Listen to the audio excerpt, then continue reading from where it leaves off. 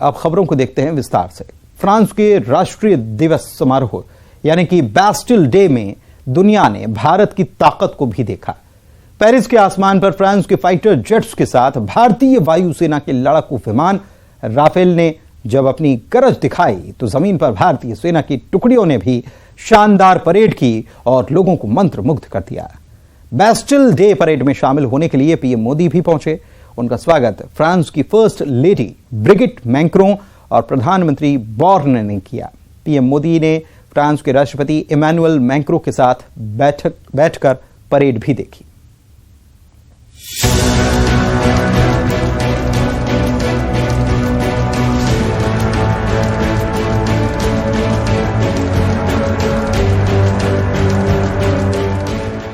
एक बार फिर दुनिया ने भारत की ताकत देखी। इस बार फ्रांस की राजधानी पेरिस से, जी हां, बैस्टिल डे के मौके पर पेरिस के आसमान में इंडियन एयरफोर्स का राफेल गरजा तो जमीन पर थल सेना, नौसेना और वायुसेना के रणबांकुरों ने शौर्य दिखाया। अमेरिका में दुनिया ने पीएम मोदी और राष्ट्रपति बाइडेन की केमिस्ट्री देखी और फ्रांस में मोदी मैक्रों की दोस्ती। इमैनुअल मैक्रों ने बैस्टिल डे में पीएम मोदी की मौजूदगी को लेकर ट्वीट किया है। विश्व इतिहास में एक विशालकाय भविष्य के लिए निर्णायक भूमिका निभाने वाला देश, रणनीतिक साझेदार, मित्र। उन्होंने लिखा कि इस साल की 14 जुलाई की परेड के लिए भारत को सम्मानित अतिथि के रूप में स्वागत करते हुए हमें बहुत खुशी हो रही।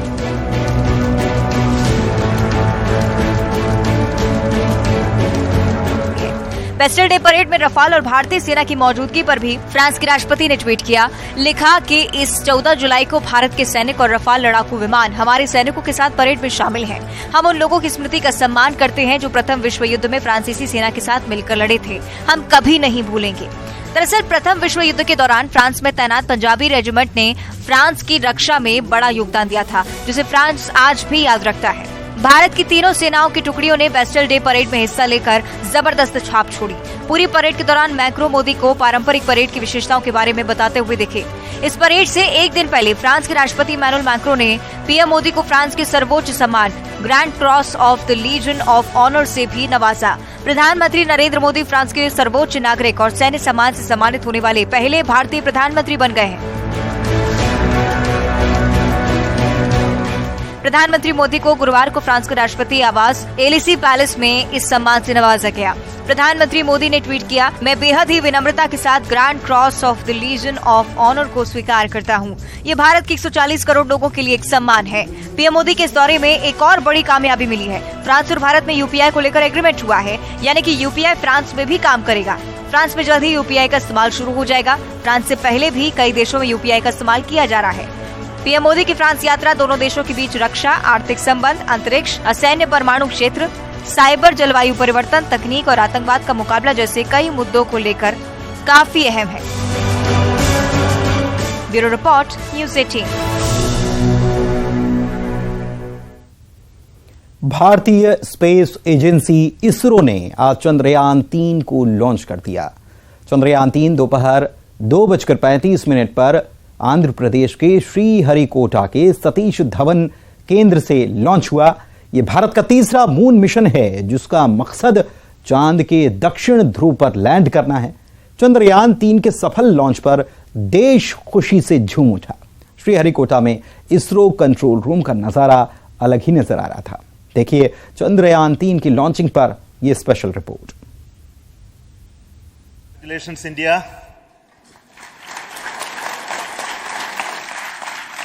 Chandrayaan 3 has started its journey towards moon.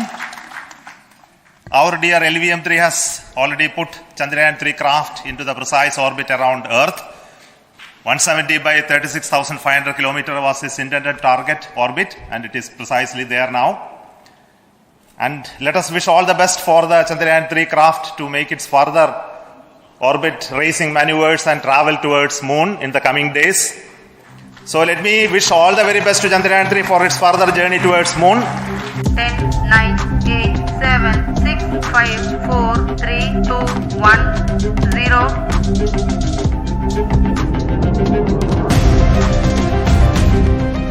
अंतरिक्ष में इतिहास रचते हुए भारत ने चंद्रयान 3 की सफल लॉन्चिंग कर दी है। दोपहर 2:35 पर LVM-3 बाहुबली रॉकेट की लॉन्चिंग हुई है। चंद्रयान 3 को LVM-3 M4 रॉकेट 179 किलोमीटर ऊपर तक ले गया है और उसके बाद उसने चंद्रयान 3 को आगे की यात्रा के लिए अंतरिक्ष में धकेल दिया। 16 मिनट के अंदर ही ये पृथ्वी की कक्षा से स्थापित हो गया। लॉन्चिंग के दौरान पूरे देश की निगाहें श्रीहरिकोटा पर थीं और अब सबकी उम्मीदें लेकर चंद्रयान 3 अपने सफर पर निकल चुका है। चंद्रयान 3 का सफर करीब 40 दिनों का होगा। इसरो के वैज्ञानिकों की एक कोशिश चांद की सतह पर मून लैंड विक्रम की सफल सॉफ्ट लैंडिंग की होगी। किया गया है यान से, क्योंकि यान अब 114.8 किलोमीटर की ऊंचाई प्राप्त कर चुका है। चंद्रयान 2 के दौरान सॉफ्ट लैंडिंग फेल हो गई थी, हालांकि उसका ऑर्बिटर अब भी काम कर रहा है। ये पूरा मिशन स्वदेशी है और आत्मनिर्भर भारत के मंत्र पर खरा उतरता है। ये आने वाले वर्षों में एक अग्रणी वैश्विक खिलाड़ी के रूप में भारत की भूमिका को भी दोहराएगा।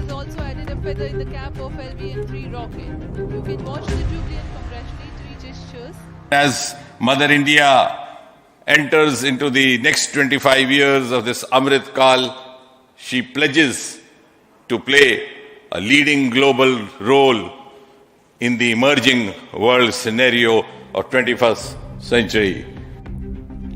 अगस्त के आखिरी सप्ताह में किसी भी दिन चंद्रयान 3 की मून लैंडिंग होगी। 23 से 24 अगस्त के बीच किसी भी समय यहां पर चंद्रमा के दक्षिणी ध्रुव पर मेजिनस यू क्रेटर के पास उतरेगा। विक्रम लैंडर की सफलता से चांद की सतह उतरते ही भारत दुनिया का ऐसा चौथा देश बन जाएगा जो ये ऐतिहासिक काम कर पाएगा। कह सकते हैं कि स्वतंत्रता दिवस के बाद भारत को चंद्रयान 3 की सफलता के साथ एक बड़ा तोहफा मिलने वाला है। भारत से पहले अमेरिका, रूस और चीन ही अंतरिक्ष में इस लेवल पर पहुंच पाया है। वैज्ञानिकों का कहना है कि इस बार लैंडर विक्रम को लेकर बहुत सारी सावधानियां भी बरती गई हैं ताकि सॉफ्ट लैंडिंग आसानी से हो सके। तो रोवर जो है वो लैंडर से बाहर निकलकर सतह की मैप करेगा और इस बात की पुष्टि करेगा कि चंद्रमा की सतह ह्यूमन लाइफ को सस्टेन करने के लिए कितनी इक्विप्ड है। क्या वहां पर पानी की संभावना है तो हमने पहले भी पता कर ली थी, पर क्या वो पानी पीने योग्य है, लाइफ सस्टेनिंग है। उसके अलावा क्या गैसें वहां पर उपलब्ध है, क्या खनिज पदार्थ वहां उपलब्ध है। इन सभी डाटा के साथ साथ इस बात की भी पुष्टि करेगा कि चंद्रमा पे होने वाली एक्टिविटीज है, क्वेक्स है, आंधी है, तूफान है, उनका हमारे जीवन पे क्या असर पड़ता है या वो किस तरह से हमारे लाइफ को सस्टेन करने में हेल्प करते हैं या नहीं। तो ये सारी जानकारियों का एक अधिकार भारत के पास होगा, क्योंकि इस सतह पे भारत से पहले किसी देश ने उतरने की कोशिश नहीं करी है। चंद्रयान 3 की लॉन्चिंग को लेकर पूरे देश में उत्साह है। देश की राष्ट्रपति द्रौपदी मुर्मू, पीएम नरेंद्र मोदी, केंद्रीय गृह मंत्री अमित शाह, नितिन गडकरी और सीएम शिवराज सिंह चौहान समेत तमाम बड़े नेताओं ने चंद्रयान 3 की सफल लॉन्चिंग पर खुशी जाहिर की और इसरो की टीम के साथ साथ देशवासियों को भी बधाई दी। पीएम मोदी ने ट्वीट किया है, चंद्रयान 3 ने भारत की अंतरिक्ष यात्रा में नया अध्याय लिखा है। ये हर भारतीय के सपनों और महत्वाकांक्षाओं को नई उड़ान देता है। अनुमान है कि 23 अगस्त तक चंद्रमा की सतह पर लैंडर विक्रम उतर सकता है। लैंडिंग के बाद ये एक चंद्र दिवस पर ऑपरेट करेगा, जिसका मतलब है कि पृथ्वी के 14 दिन चंद्रयान 3 में 3 मुख्य चीजें शामिल हैं: लैंडर, रोवर और प्रोपल्सन मॉड्यूल। भारत का मून क्राफ्ट विक्रम चंद्रमा के दक्षिणी ध्रुव पर लैंड करेगा। भारत ने चंद्रयान मिशन की शुरुआत 2008 में की थी। इससे पहले 2019 में दूसरा प्रयास हुआ था। सब कुछ ठीक रहा, लेकिन लैंडिंग से ठीक पहले लैंडर से संपर्क टूट गया था। इस बार इसरो की ओर से कई अहम बदलाव किए गए हैं ताकि पूरी एक्यूरेसी रहे और किसी भी तरह की तकनीकी खामी से बचा जा सके। Bureau report, news 18।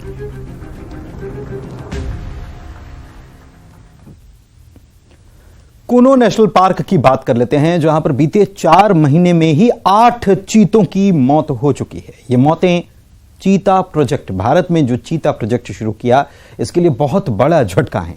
और ऐसे में सवाल ये उठ रहा है कि आखिर एक के बाद एक चीते क्यों अपनी जान गंवा रहे हैं? क्या विदेशी धरती से लाए गए चीते भारत के जंगल में सरवाइव नहीं कर पा रहे हैं, या फिर वजह कोई और है? देखिए रिपोर्ट।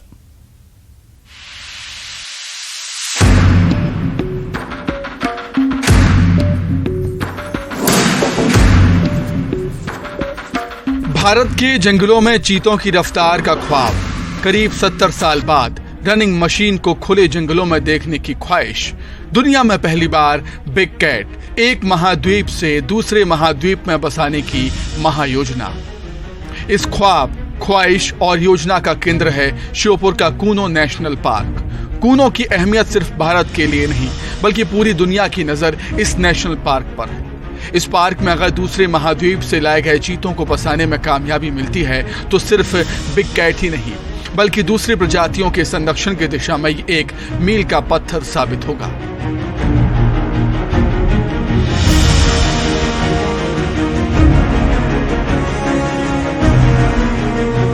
जब पहली बार नामीबिया से चीतों को कूनो लाया गया था तो देखने में ये काम ज्यादा मुश्किल नहीं लग रहा था, लेकिन तब भी एक्सपर्ट्स की चिंता थी।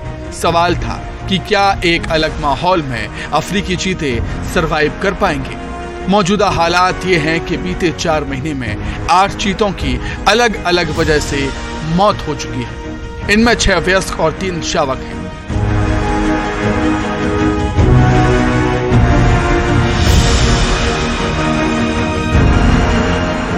हाल ही में तेजस नाम के नर चीते ने दम तोड़ा था और सूरज की मौत की खबर आई है। इससे पहले मादा चीता साशा और दक्षा के अलावा नर चीता उदय भी कूनों में जान गंवा चुके हैं। मादा चीता ज्वाला ने 4 शावकों को जन्म दिया था, जिनमें से 3 की मौत हो चुकी है।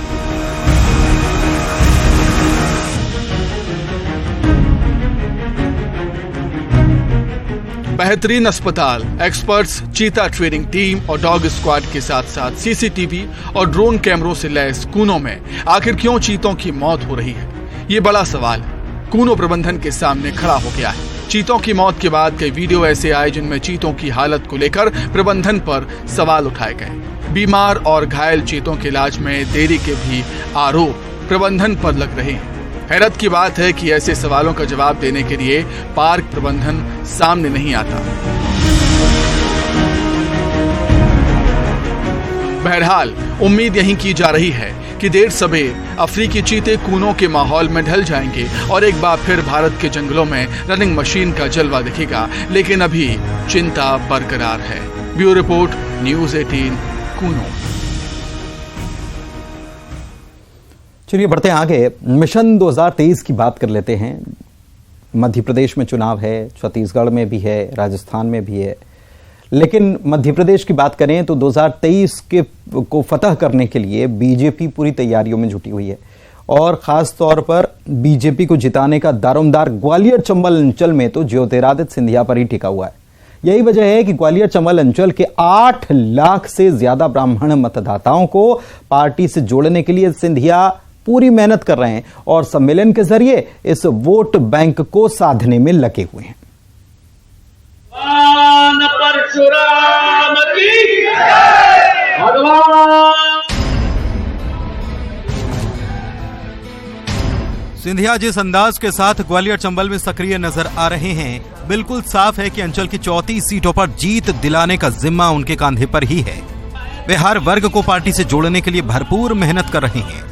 तभी तो ग्वालियर चंबल अंचल की 34 सीटों पर 8 लाख से ज्यादा ब्राह्मण मतदाताओं को अपने पाले में करने की खातिर वो सम्मेलन भी आयोजित कराते नजर आए।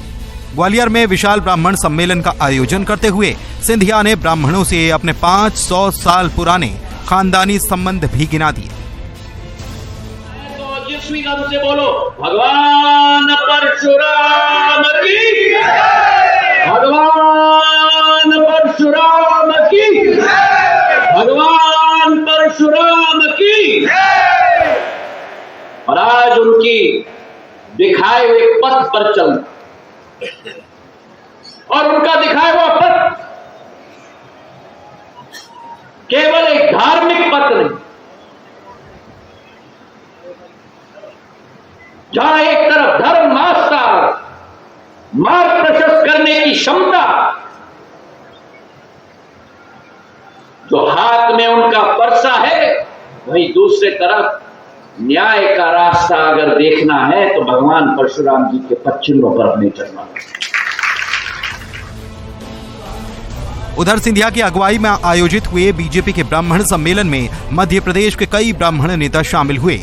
प्रदेश के गृह मंत्री नरोत्तम मिश्रा, पूर्व पीएम स्वर्गीय अटल बिहारी वाजपेयी के भांजे पूर्व मंत्री अनूप मिश्रा के साथ ही ग्वालियर चंबल अंचल के बड़े ब्राह्मण चेहरे इसमें नजर आए। इस दौरान सिंधिया ने ब्राह्मण समाज के उत्थान और विकास के लिए काम करने का भरोसा दिया, लेकिन दूसरी तरफ कांग्रेस इस कवायद पर तंज कसते हुए कहती है कि बीजेपी में सिंधिया की जमीन खिसक रही है। जिला अध्यक्ष का कहना है कि जब सिंधिया कांग्रेस में थे उस दौर में उनका चैम्बर प्रियंका गांधी के चैम्बर के साथ था, लेकिन बीजेपी में आने के बाद सिंधिया को उच्च स्तर पर स्थान नहीं मिला और इसीलिए ही सिंधिया सिर्फ पार्टी में खुद को स्थापित करने के मकसद से ये सम्मेलन करा रहे हैं। सिंधिया जी जो है अपना स्पेस वहाँ बनाने का प्रयास कर रहे हैं बीजेपी में, और जो मैंने बात पहले शुरू में कही थी कि वो जो है रिजर्व ट्रेन में चढ़ गए हैं, ये सब लोग जो जा रहे हैं, और जो रिजर्व ट्रेन में जो चढ़ जाता है उसकी स्थिति आप समझते होगे कैसे स्पेस मिलता है उसे, कैसे वो यात्रा करता है। तो उनका सफ़र बहुत दुर्लभ है और उनको जो है स्पेस में नहीं मिल पा रहा। बीजेपी में जो स्पेस यहाँ मिल दिया हुआ था, यहाँ पर जो है प्रियंका गांधी जी के साथ में उनका चैम्बर था, यहाँ पर जो है जो बोलबाला था कांग्रेस में, वो वहाँ पर कभी नहीं हो पाएगा। इधर सिंधिया का कहना है कि हर बात में राजनीति नहीं होती, क्योंकि हमारा उद्देश्य समाज के सभी वर्गों के साथ संवाद और पारिवारिक रिश्ता स्थापित करना है। देखिए, आप हर चीज में राजनीति मत देखिए। मैंने एक राजनीति की बात की मन से, हर बार राजनीति मत, अपने आप को आप सीमित मत रखो राजनीति में। समाज के साथ एक समाज के साथ जुड़ना एक भावनात्मक सोच विचारधारा के साथ भी होता है, केवल राजनीतिक सोच विचारधारा। भले ही सिंधिया संवाद और पारिवारिक रिश्ते स्थापित करने और हर बात में राजनीति न करने की सीख देते हों, लेकिन सच ये भी है कि चुनाव के वक्त में होने वाले सम्मेलन का सीधा मकसद हर वर्ग का वोट हासिल करना है। तभी तो हर वर्ग के साथ अपने पारिवारिक रिश्ते वो मंच से बतला रहे हैं। वहीं ब्राह्मणों की बात करें तो ग्वालियर चंबल अंचल की कई सीटों पर इनकी संख्या निर्णायक भूमिका में है, और यही वजह है कि चुनाव में अब दलों को ब्राह्मणों की याद आने लगी है। सुशील कौशिक, न्यूज़ 18, ग्वालियर।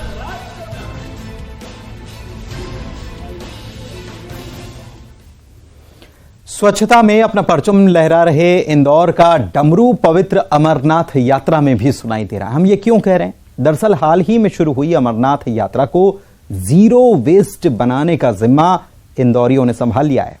वे यात्रा के दौरान निकलने वाले करीब 1200 टन कचरे का निपटान वहीं पर कर रहे हैं और कचरे से बनी खाद यात्रियों को गिफ्ट भी कर रहे हैं। देखिए रिपोर्ट।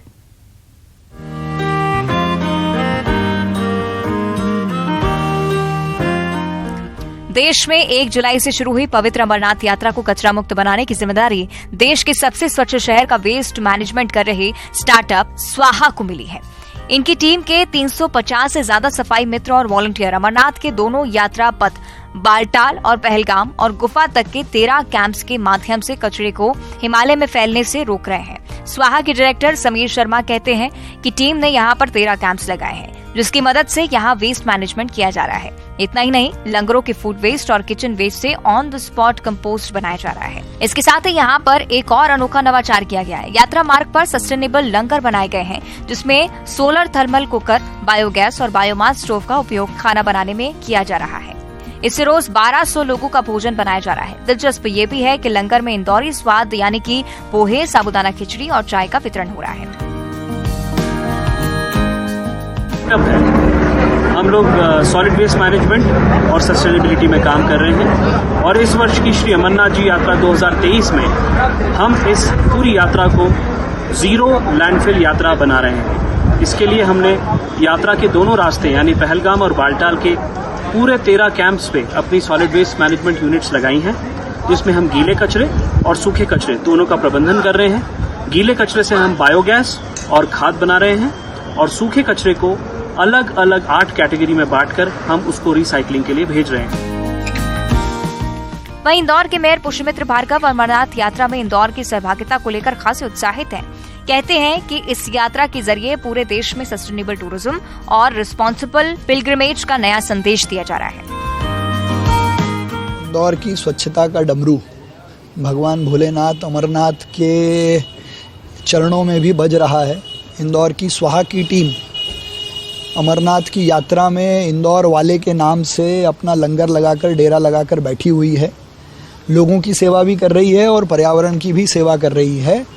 सोलर एनर्जी से लंगर चल रहा है, लंगर की एनर्जी की व्यवस्था हो रही है। उसी प्रकार से वहाँ आने वाले लोग जो गीला और सूखा कचरा कर रहे हैं उसको प्रोसेस करने का काम, ज़ीरो वेस्ट करने का काम, तो अमरनाथ यात्रा इंदौर के प्रयास से ज़ीरो वेस्ट हो, इसको लेकर स्वाहा की टीम काम कर रही है।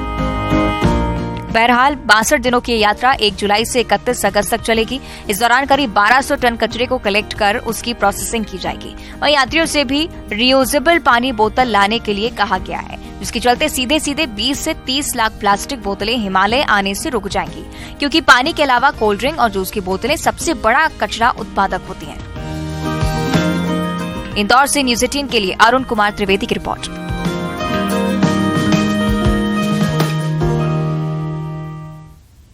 और इसी के साथ इस बुलेटिन में फिलहाल इतना ही। नमस्कार।